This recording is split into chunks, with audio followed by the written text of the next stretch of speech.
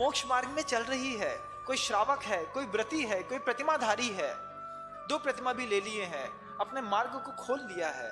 जब वो आगे चलता है तब वह क्या है, पथ पर चलता है, सतपथ पाथिक वह मुड़कर नहीं देखता। ये सोच करके कोई व्रत नहीं लेता कि रोटी कौन खिलाएगा। जैन धर्म में जब भी कोई बच्चा बाहर निकलता है, माता पिता सबसे पहले इसी बात से उसके मन के अंदर घबराहट पैदा करते हैं।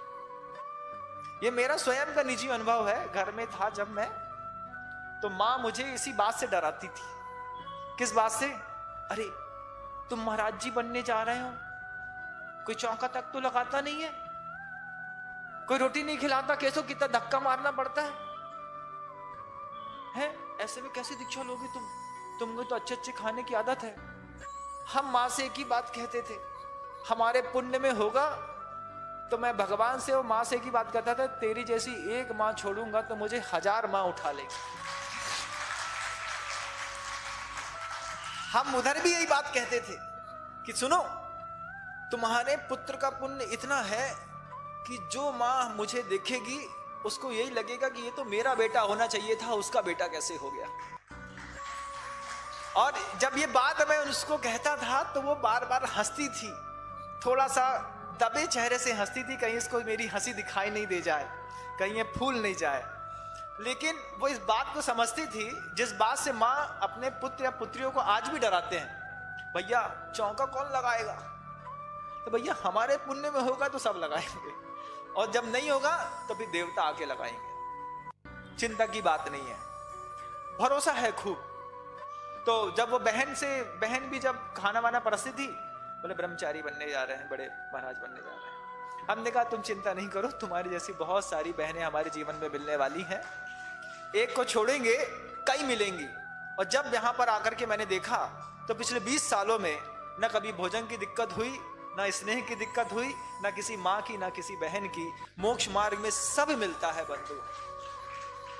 ऐसा अद्भुत है ये मोक्ष मार्ग। जिसके घर में चले जाओ, जिसके घर में चुपचाप जाके खड़े हो जाओ, उसी की माँ के अंदर से ये भाव होता है, मेरा बच्चा होता तो अपने हाथ से खिला देती, एक मर्यादा है तो हाथ में दे रही हूं, इतना ही बहुत है। प्रेम बहुत अद्भुत वस्तु है, बहुत अद्भुत वस्तु। तो कैसा है कि पथ पर चलता है, सतपथ पाथिक वह मुड़कर नहीं देखता। तन से भी, मन से भी, मन से भी कभी नहीं सोचता कि मुझे जहां से छोड़ करके आया हूं अब मुझे वहां वापस जाना है।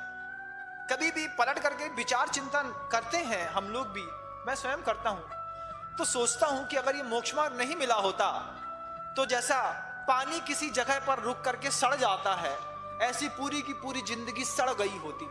ये तो पूज्य गुरुदेव का ऐसा आशीर्वाद और अनुकंपा रही है कि हम जैसे नाली में पड़े हुए लोगों को अपनी गंगा में मिला करके गंगा जल बना लिया। घर क्या है, क्या है घर? घर में क्या मिलता, क्या है ये बताओ। घर की कैसी परिस्थितियां होती हैं, ये परिस्थितियां अगले पन्ने पर कृतिकार स्वयं बोलने वाले हैं। घर में कैसी घुटन होती है, घर में क्या मिलता है, घर में क्या आपके लिए वातावरण बनाया जाता है और आप कैसे रहते हैं। कृतिकार के कुछ शब्दों में बस हम आगे जाएंगे तो आपको समझ में आएगा कि कृतिकार ने उठा करके बड़ा एहसान किया। मोक्ष मार्ग पर आज भी मैं आप लोगों से कहना चाहता हूं कि अगर आपके अपने परिवार में ऐसा लगता है कि यहां सामंजस्य तो बहुत मुश्किल है, गुरुदेव के चरणों में आज भी मौका है, आप आ जाओ। दुनिया में सैकड़ों माँ मिलेंगी, सैकड़ों बहनें मिलेंगी और आपका जीवन निराबाद रूप से गुरुदेव के आशीर्वाद के साथ बहुत अच्छे से फलता रहे।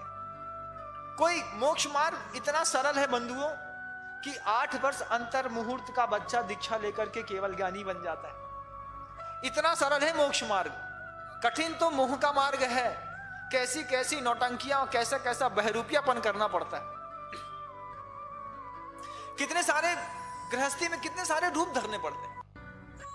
गुरुदेव कहते हैं, इस बात को स्वयं कहते हैं कि आदमी पैसा कमाने के चक्कर में कई रूप बदलता है और पैसा भी कई रूप बदलता है।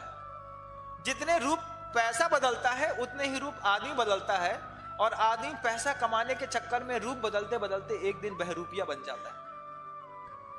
हम इतने बड़े बहरूपिया बन गए हैं कि अपने स्वयं के उस स्वरूप को देखने की, जानने की इच्छा तक नहीं है। ये सुंदर शब्द, ये सुंदर व्याख्यान, ये सुंदर अर्थ कभी हमारी दृष्टि का, विचार का कभी विषय भी नहीं बने बंधु।